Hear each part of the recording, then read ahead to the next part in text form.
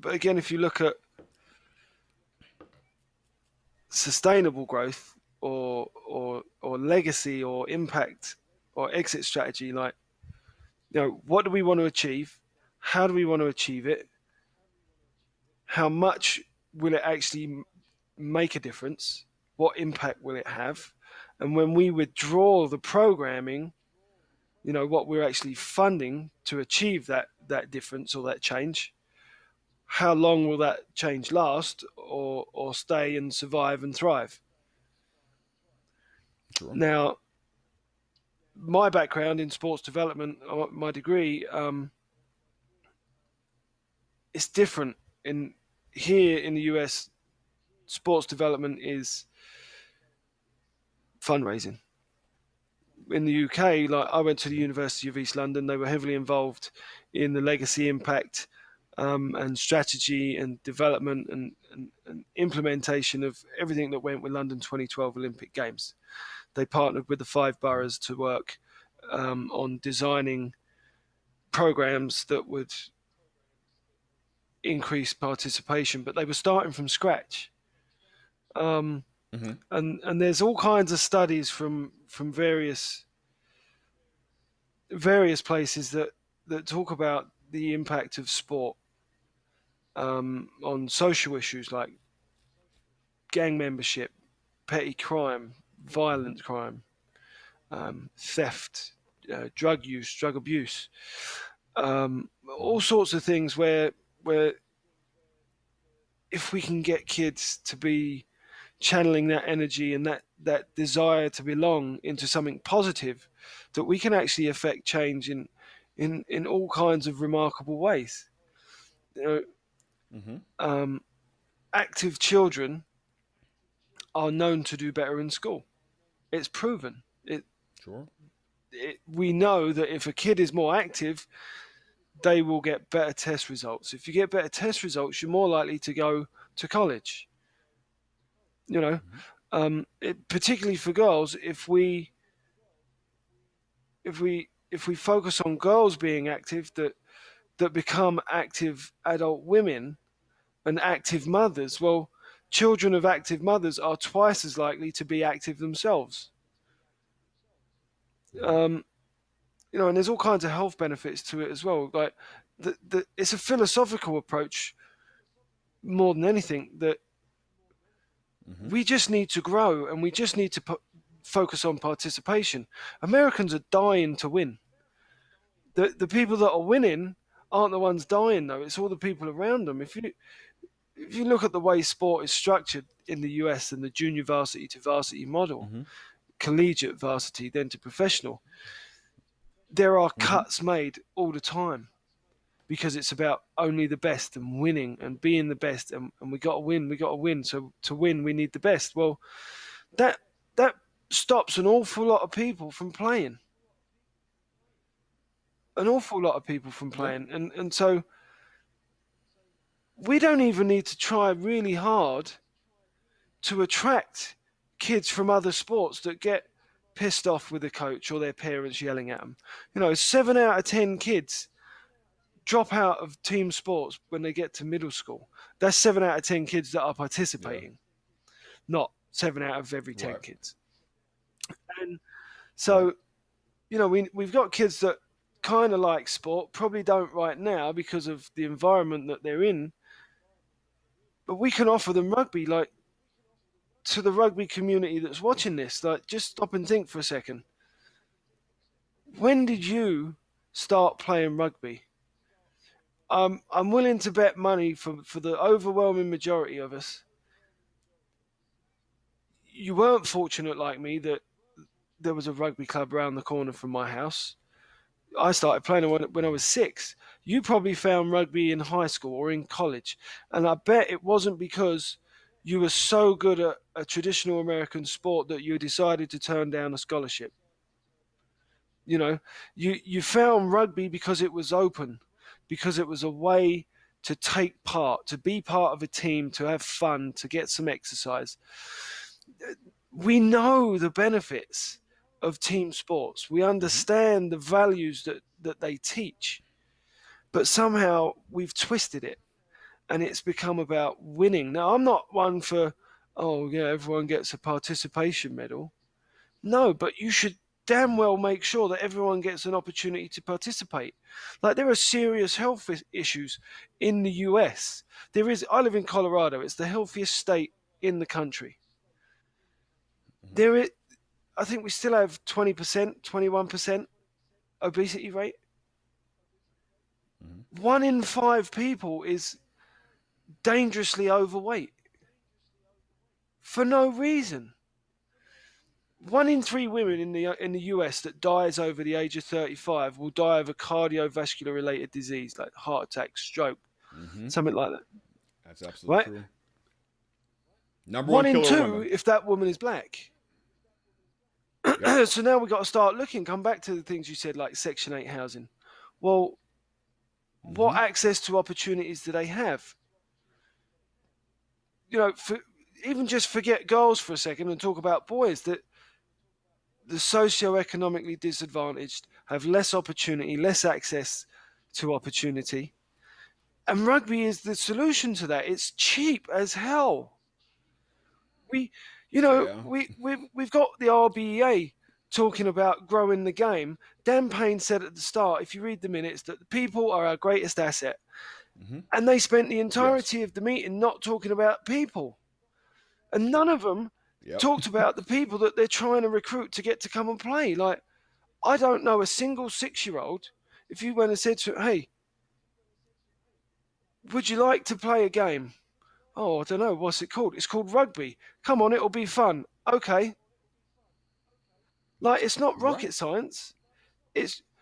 That's where we start. And we already do that to a certain extent with adults in Yes. college, or we already do that to a certain extent with high schoolers that aren't getting opportunities. So why are we stopping? Why are we looking for some magic pill? The solution is right there in front of us.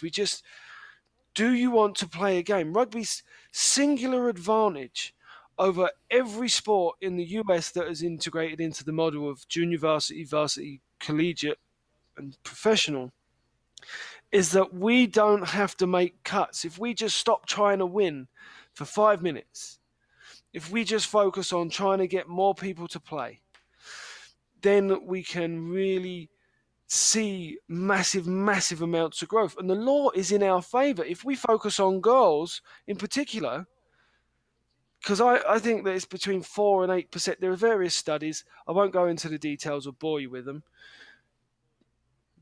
But there are flaws. And I think that the real numbers is sort of less than 10% of girls taking part in team sports. Now, I haven't had an opportunity to perform an actual study for that, so you can discredit it all you like. I would like to do a study for that. Either way, if we just concentrate on saying, well, would you like to play a game? Title IX is there in our favour. We can go into these school boards, into these school districts at a local level and say, hey, we'll give you this game. You give us access, we'll give you, but not only we'll give you this game, we'll teach you how to teach it and how to sustain it and how to build it. If the parable in the Bible, you say, oh, well, you give a man a fish, you feed him for a day, right? You teach a man to fish, you feed him for life. Well, here's the thing. Activists are selling fish.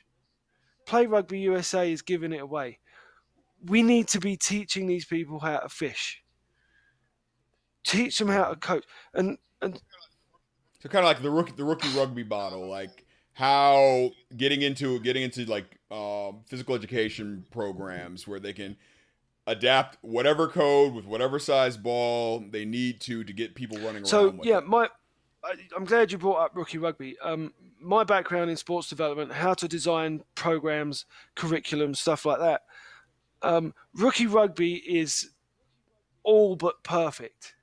It is about as good a program or sports development tool as can be designed, but it's got a fatal flaw, and it's what has held it back since its inception, and it's what will continue to hold it back, is that it's charged. It's not free, and we aren't actively providing it and giving it away.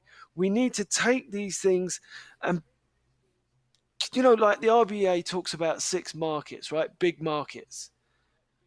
Pick the 6 poorest school districts in the poorest cities in the United States because they cannot afford to say no, and then give them rugby and use that program in such a way that you don't have to fund it long term, but you can fund it short term and create educated referees and coaches in the process. That's what my program's about. We're Mm-hmm. better with teammates. And the RBEA that's not a strategy. That's another rim. The people that want to invest don't want to invest because they can. Someone asked at the board meeting, or at the initial meeting of the RBEA, the Rugby Business Executive Association, how do we stop punishing people from trying to profit? It's not your game. You didn't invent it. You didn't create it. You're here. You can borrow it for a while. Why are you so concerned with profit? It's not that important.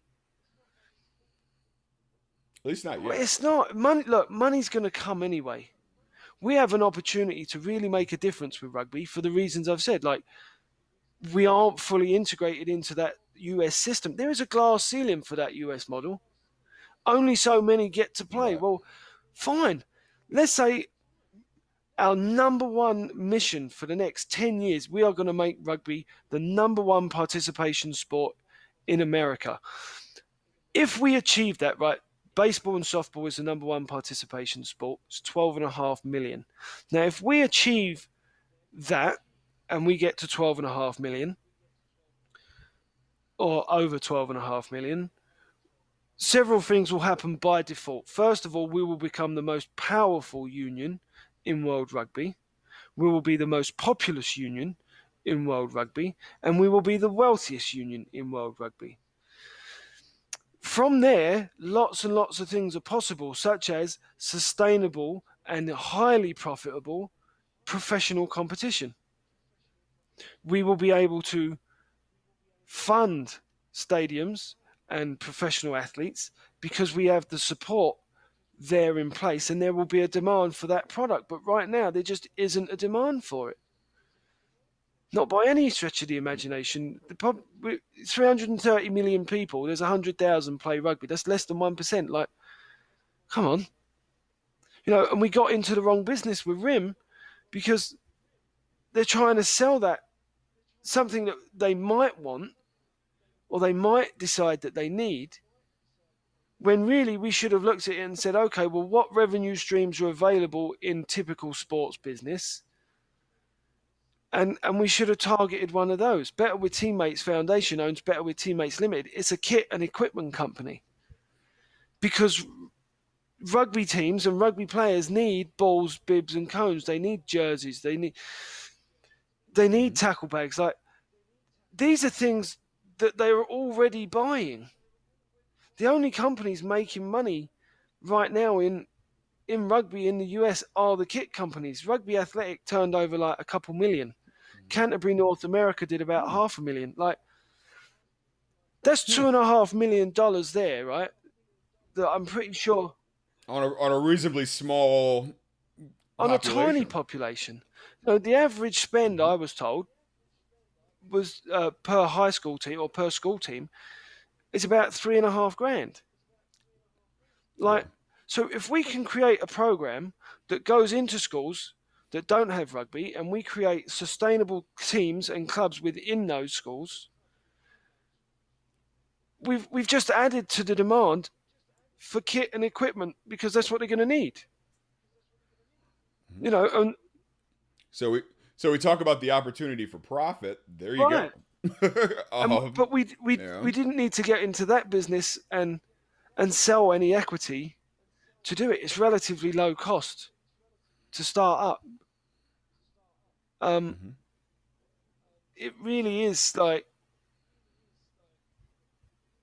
the demand is already there. The custom is already being done. We say, okay, well, we want you to do business with us. We didn't need to sell any equity in RIM if we'd have gone into kit and merchandise, apparel. We could have kept it within the union. Give clubs ownership of, give them an equity stake in a business that was adding assets, not taking assets away from the union and the membership. Pardon me. I think and I think you raised some very good points.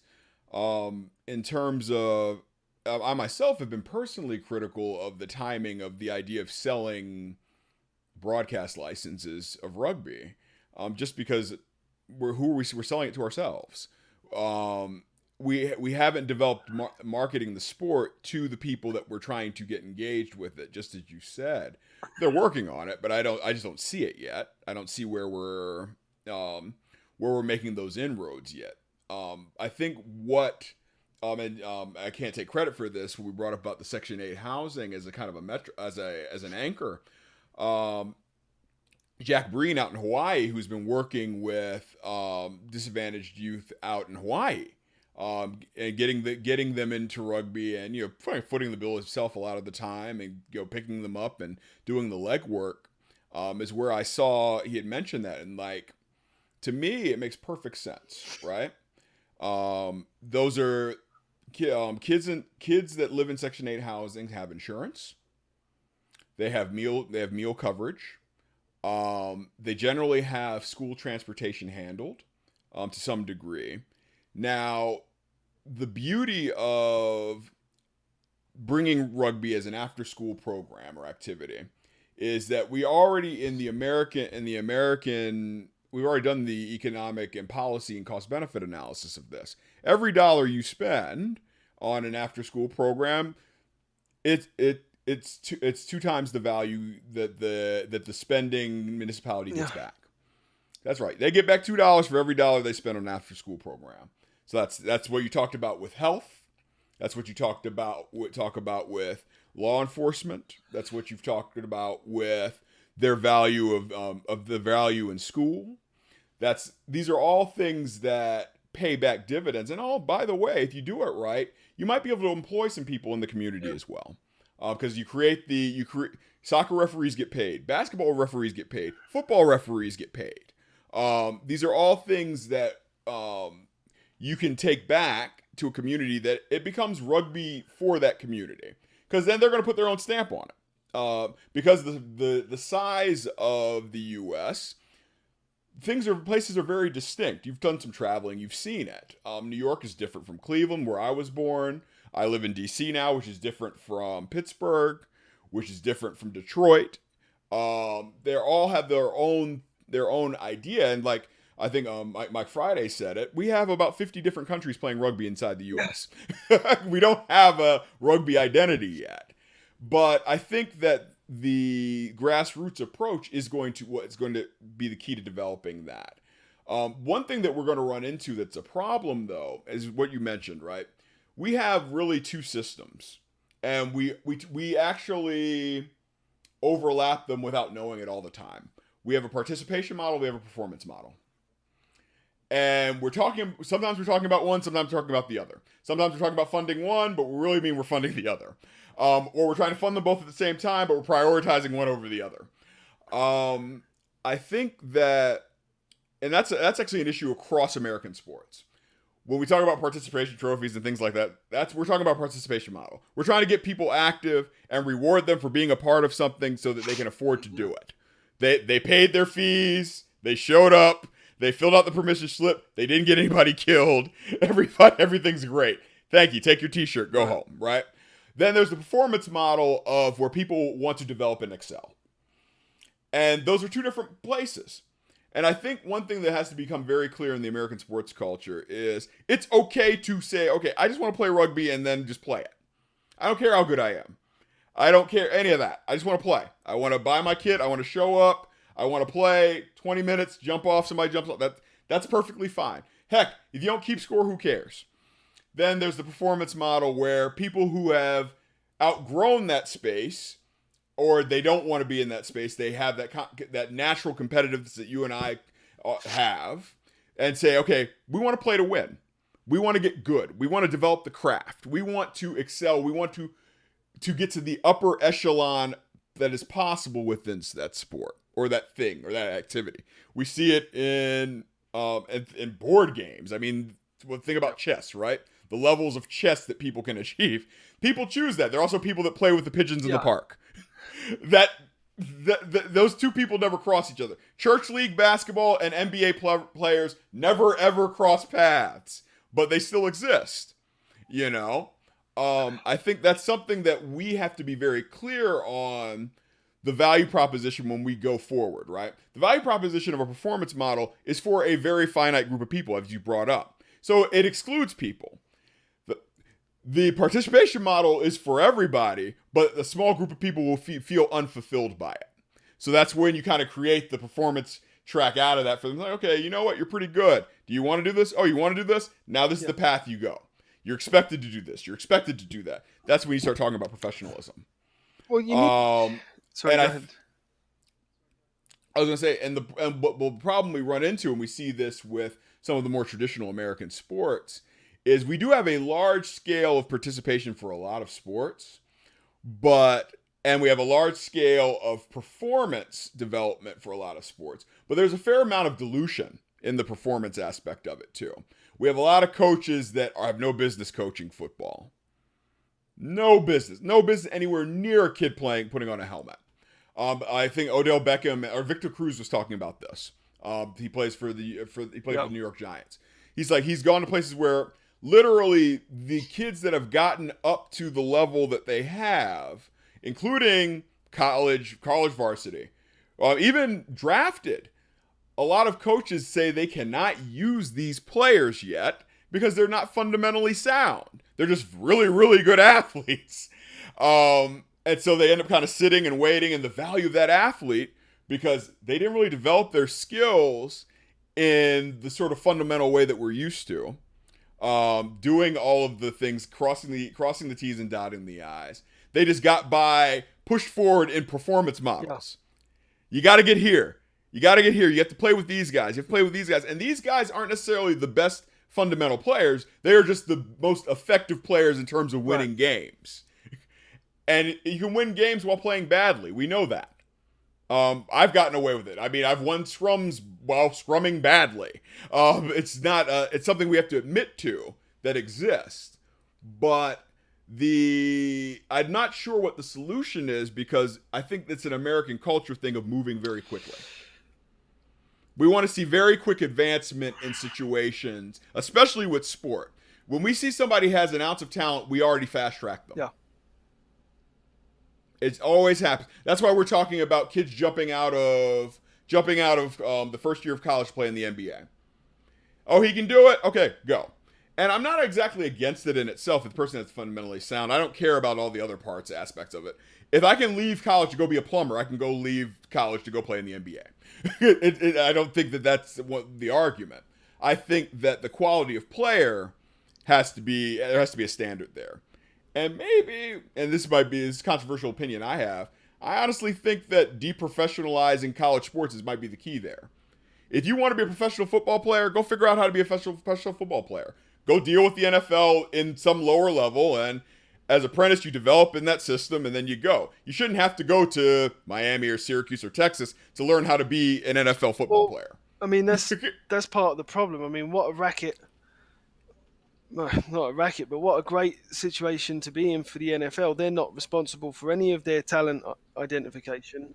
They're not responsible for any of their talent development or acquisition. Like, literally, the taxpayers subsidize billionaires because we pay for all of these sports programs in schools. You know, boys' high school football is responsible for a large amount of people's budgets. Yeah. You know, how on earth can the highest paid state employee be a football coach? They're just, and it's an amateur game. It's interesting, right? Because it'd be the highest paid state employee being a football coach, right? At a university, where 98% of that roster is fully scholarshiped, and there's probably the other 2%, the walk-ons, they eventually get partial or they get hit, they get in somehow. Now some of them the argument is, okay, well, they generate revenue. Well, if you look at the list of athletic departments, maybe only the top 60 are in the black. And then maybe the top 20 are making ridiculous amounts of revenue. We're talking Ohio State, Michigan, Texas, those Bama. guys, right? $200 million. Yep, Bama. Yep. Big brands. Well, that's it. Right? And exactly. It's always dicey when you're talking about brand value. Because what is it worth really, right? Well, in Texas, it's worth a lot. But North Texas, University of North Texas, it's not worth anything. It's an interesting thing. You play football in the exact same state that is just as important to another Texan that may have gone to University of Texas at Austin, but you're scraping by. Or in Alabama, a great example, UAB, who lost their football program and had to get it back because of financial reasons. They literally cut it. Guys, we're gonna have to transfer everything. It's the revenue is so consolidated in certain pockets that I think that value is often overstated because of that. The reality of it is that, it's really kind of a haves and a have-not situation.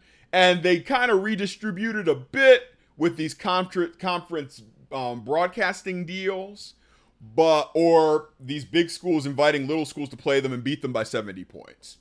But outside of that, there isn't really a lot of intrinsic value for the average athletic department. That's why it's kind of interesting why it seems like they're almost kind of held hostage.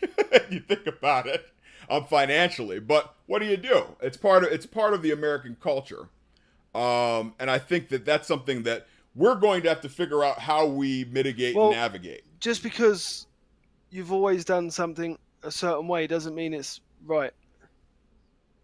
Oh no, of course not. Of course not. And I think that what you sort of touched on there, that part of the American culture, the mentality of sport and how it, like, sport is such an integral part of American culture. It's so central to like daily life, like driving to work, listen to ESPN on the radio. And I mean, that's why I started Viral Rugby. It's what I know of sports. Well, exactly. Sports and talking about sports, it's a multi-billion-dollar industry. Well, and so is youth sport. Youth sport's worth $5 billion a year. But how can we have a $5 billion a year industry, and we're only serving like 20% of boys and girls combined? Like, it just doesn't make sense to me that fair point. That's the reality. Because I know that it doesn't have to be, and that's what comes back to why I feel so strongly about rugby and the opportunity that we have. If we're talking about growth, then we shouldn't really be too concerned about winning, because if I'm more concerned about winning, I make cuts. Well, that's counterintuitive. Right. To my original. I want the best 28 on my roster, and 5 of those people are not going to play. But so 5 of those people eventually leave the game. We're having real retention issues. 50% membership turnover year on year for the last 2 years, I think. Like, really? That should be like, wow. 10% would be acceptable. 20% maybe to begin with, but 10% would be a target that would be fine. Like, you just keep growing. And it starts with the kids, like I said. Like, we need to go to schools because, well, kids hang out in schools 75% of the time. So it's easy access. There's facilities. Mm-hmm. We can teach the teachers how to fish, to maintain the metaphor, and do it in such a way that we're able to develop local clubs in the communities around those schools that we're putting teams in. Right. I'm not talking junior varsity and varsity. I'm saying like multiple teams at every year group, boys and girls. Mm-hmm. Intramural. We tend to call that intramural. No, but I don't mean they play each other. Just so as an example, when I went to school, I went to Langley Park Boys School. When I was in year 7, that's great. When you first start secondary school, year 7, there was an A and a B team. My cousin's son started there 3 years ago. They had A, B, C, D, E, F team in year 7. And they had multiple teams. I used to coach when I was doing my degree. I used to coach at my old school, and we'd go and referee. And you'd have like the ABC team on the bus going to a grammar school or a state school or whatever, like 2 hours Mm-hmm. away. But on a bus coming back the other direction was their D, E, and F team, so that we could all Mm-hmm. play. And then we stacked the time. So year sevens and year eights and nines all played really early because of the availability of facilities and fields. Right. And so, like, the first team would end up playing at like 1 o'clock, 2 o'clock maybe, but you had an opportunity for everyone to play. We don't say, Right. okay, we want to win, so we're going to just pick the best 25, 30 kids out of 200 that have come to try out. We'll just say, oh, look, we've got 200 kids. Do some math. Oh, we can have 8 teams. Right. Like, it's just, And do and you want to I think play a game? that's an Do important you thing. want to play a game? Right. Yes, that is how you grow rugby. Like, if we just maintain that mindset, and if we just focus on that, and then provide, people talk about value proposition. We provide Right. something right there. We provide something that no other sport in America does provide, and that is total access to opportunities. There is no reason you cannot play rugby if you decide you want to. It is our singular True. advantage. If we adopt the varsity model, there's a glass ceiling. We limit ourselves to how many people Right. we can have play rather than just keep on growing. Oh, well, we don't have room for this, or we don't have room. We will find a way. Well, when if the demand is there, somebody that type of thing Right. figures itself out. And And I think that's very important that people have to keep in the front of their mind, because actually what it's kind of like what the college model has been, right?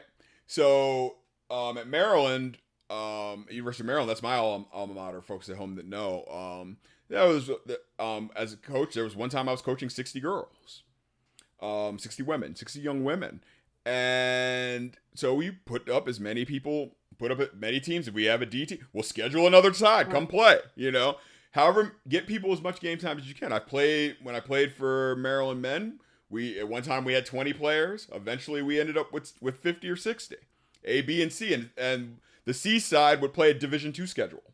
Those are the things that we were facilitating that type of growth. You can see it, but one thing that's tough with that is this is the only pushback that I have on it. It's not much pushback. It's just that administratively, that's very difficult with volunteers.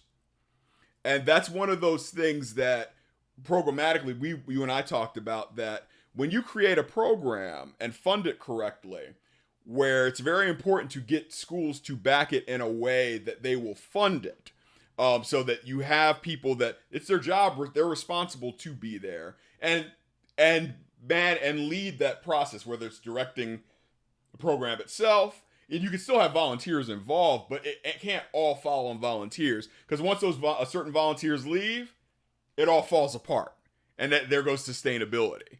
You see yeah, what I mean? Some clubs have done a very good job of maintaining their secession from groups of people to groups to people, but largely most organizations are centered around one figure that really kind of made it go. Whether it's somebody who's at the forefront, like somebody like a Jack Clark, or like at University, the Naval Academy, Mike Flanagan, those type of folks, or Pete Steinberg at Penn State. But then they created a true program that they've had multiple coaches and multiple levels of success, and they've still pulled in 60 or 70 women at any given time. I mean, which is huge. Figuring how few high school women play rugby. It's really impressive, the things that can be done. But I've seen it on the other end where one coach leaves, a 50-person program with 3-4 sides becomes somebody struggling to pull 18 people into yeah. D2. And that's kind of the sustainability. Just because a participation model requires the same sustainability as a varsity model. Well, to an extent, it. yeah, and the way to avoid a lot of the problems you just highlighted is planning. So Yes, when I succession planning. when I coached in Canada, I coached the Aurora Barbarians senior women.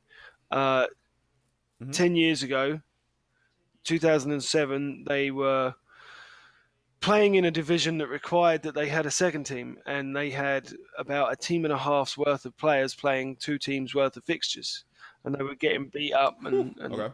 so they took a chance and they hired me.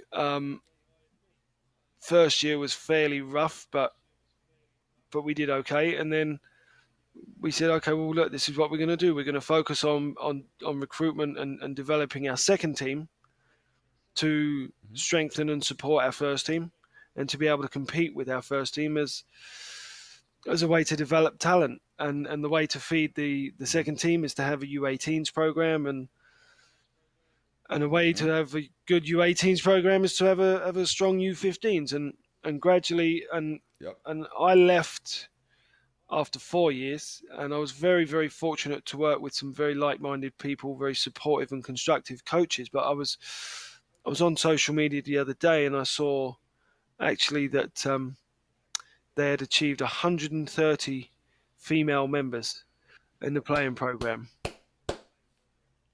Like, that's amazing. They were the Incredible. reason they hired me. They took a chance on me. It was funny. I later found out it's because no one else applied. But really, it was they well, yeah, Default. no one else applied, but they needed to do something different, or they were going to fold, Right. Change. change, Right. and they Change. The they sinking went ship. from strength to strength. Yeah. My last game in charge, we actually lost in the provincial final. Devastated.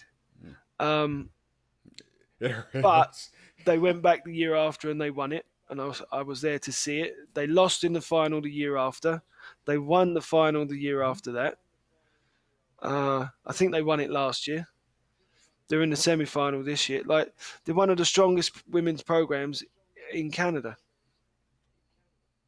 Yeah, I'm about to say. I think I remember looking at the World Cup roster. I believe there's a few women from Uh, there. More JC than a few. Grusnick, or used to be JC Murphy, she played for us. Hmm. Tyson Bookaboom, Laurie Josephson.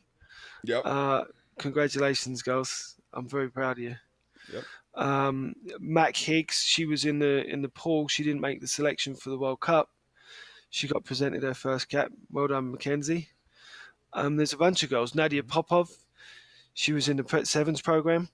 She's gone back to. She didn't Hmm. make the Olympics, unfortunately, but she's gone back to Queen's University. She's studying to be a doctor.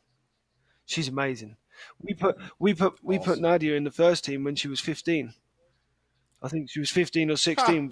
She was just unbelievable, and we knew Hmm. we had to get her playing with as playing as much as possible first and foremost, and but also playing with better Against players. opposition that'll Yeah, challenge her. yeah. I mean, just Hmm. so it was serendipity. Like, I was very lucky, very, very lucky to be a part of it, and to say that, I got to experience the start of it, because I know how tough it was. A lot of the girls won't know that now, the new players, but they Right. They came in when everything was sweet. yeah, They don't know right. struggle. I mean, we did a project because they ground share at Fletcher's Fields. I mean, this is one of the other things we need to provide clubs with the means to go out and, like, start buying land and building clubhouses. If that means it's a partnership between a half Right. dozen clubs and the state union or the county union, fine, so be it. Find a way to ground share and build and develop property. Well, that's it. That's cat Yeah. raising capital, which is actually a little bit different than fundraising, just because of the nature of how it's used and all those Well, legalese we we can be talk about, patient. We right? don't have to rush to do it. If we Nope. if we look at, like, I mean, 12.5 million people participating is the target, right? 12.5 million people. How much do you spend a year on rugby kit for you just to go to practice? Oh man, easily a Pair couple of hundred bucks. cleats, couple pairs of socks, couple pairs of shorts, maybe a Mm-hmm. couple training jerseys, Yeah, about 250. whatever. You don't buy cleats every year, but when you do, like, so if we can find a way that we own the supply chain and we share that supply chain with the people we're selling to, like a co-op, it's no different from Costco. there is a large amount of profit there that can be shared. Yeah, And it can be. the way to keep growing and building customer base is that we keep using the union's share, or what would have been the union share, to fund more programs in schools. So we're not we're not just growing the game, but we're doing great social good and great economic good for the people that we're serving A anyway. business and a social Like, case? and it's not Interesting. the first time something like that's been Yeah. proposed or has happened. The Exactly. evidence is out there Exactly. for all of us. We just need to look around, but we just, In multiple yeah. industries. Many, many industries, you know. It's it's literally how do you like the idea of growing your market versus harvesting your market, right? Well, And I think one of the biggest problems is a lot of people are looking to harvest a little too early. yeah. And by little, I'm Well, understating you it. reap But what you sow, and USA Rugby is failing repeatedly to sow anything, and so they will reap nothing. And this has mhm, been going on, and they haven't laid any plans to make anything different or change their approach. One of the sayings for sober people is, if nothing changes, nothing changes. correct, So, and Einstein, the very definition of correct. insanity is doing the same thing repeatedly and expecting a different result. Well, if you're not changing the process or the input, then the output and the outcome will be exactly the same. It Exactly. just astounds me that we're not trying to look at things slightly differently. And it astounds me that we're not looking at trying to do things in a way that first and foremost But benefit the membership and service to membership, because we're going to drive more kids to clubs. We're going to, greater membership for club rugby means greater sustainability because of the revenue, fiscal security, yeah, financial. and the visibility. Yeah, It just visibility, viability, yeah, and then that increases your network for fundraisers. It increases your network for sponsorship opportunities. People, you want to host an event, you're going to get kids and their parents to come to it. It's the rule of three in sports development. Every kid you get to, you get a parent and a sibling, or both parents, whatever. the You rule of can three. I usually like that. guarantee that at some point you will have had three people for every one child that you bring into contact with rugby. You'll have three that will somehow be either actively involved, passively involved, or actively or passively interested because their kid plays it, or because their brother plays it, or their Absolutely. cousin or their friend's cousin plays it at their school. Oh, maybe we'd like it at our school. Now they're somewhat interested. I might go and watch, find out what that's about. Well, and these are the thing, and that's what you mentioned there is the first step of integration of rugby Yeah, into the community. And that's the next step for us to be able to come out and say, okay, you know what, we can. What you were talking about with land and fields and places, especially places like DC where land is ridiculous. But if you have a good relationship with local municipalities, you can get access to space that you basically it's yeah, yours, and they maintain it for you. It's the best deal going. They change the turf, they take care of all the grunt work that we'd have to do. Um, but I guess the other part is, and kind of reminded me of the story locally that happened here. Simply being visible and positive yielded an opportunity to grow a county based here in Montgomery County, a county based boys and girls yeah. rugby program. Like they set up the RFP and contracting, and that's boom. All they did was march in a parade with their gear on. That was it. Like it's I tell people that's why I started Vile Rugby. Visibility, people. Stop worrying about profiting so much. I got an MBA and a master's in finance. I love money. I I don't know, care don't get about me money at wrong. all. I've openly said Right. that we're better You with know, teammates and better with teammates limited. I want to make a lot of money, and I want to give it all away. well, and you know what? It's interesting because from those two, not necessarily opposite but different perspectives, we've come to the same conclusion. It's like we don't have to cash in now out of greed. And if you create something good and the value is good, then the money's going to come and nobody's going to ask you what you did with it. Because they got something in return that was valuable. That's like we're asking USA Rugby for where's our service, our information, our stewardship, and our governance. Yep. That's that, you know. I think that's a good note to wrap on. What you think? Agree. I think we did something good here. I'm gonna chop this up and see what we can do with it. Those at home, all right. The vote's happening today. We follow the Viral Rugby Facebook page. There's more of these here. I'm gonna put a hashtag and everything. Probably something about USAR change, something like that. Look out for it. Thank you, Michael Fealey, for coming on and spending this time with me, bearing through some technical difficulties, but we got it right. As rugby players, we adapt and we make it work. Thanks for spending your time and sharing what your intentions were with the grievance and what you know, and with the Viral Rugby faithful. I love your idea with the program, and let me know how I can support you further. I told you offline I'm happy to do so. And hopefully whatever comes of the grievance, we have long-term positivity and sustainability. That's all we can ask for. There's no need to settle for anything less than that. Otherwise, what's it worth? I agree. All right. I think we are good to go there. Those at home, thanks for sticking with us, and good night from us. Go Eagles.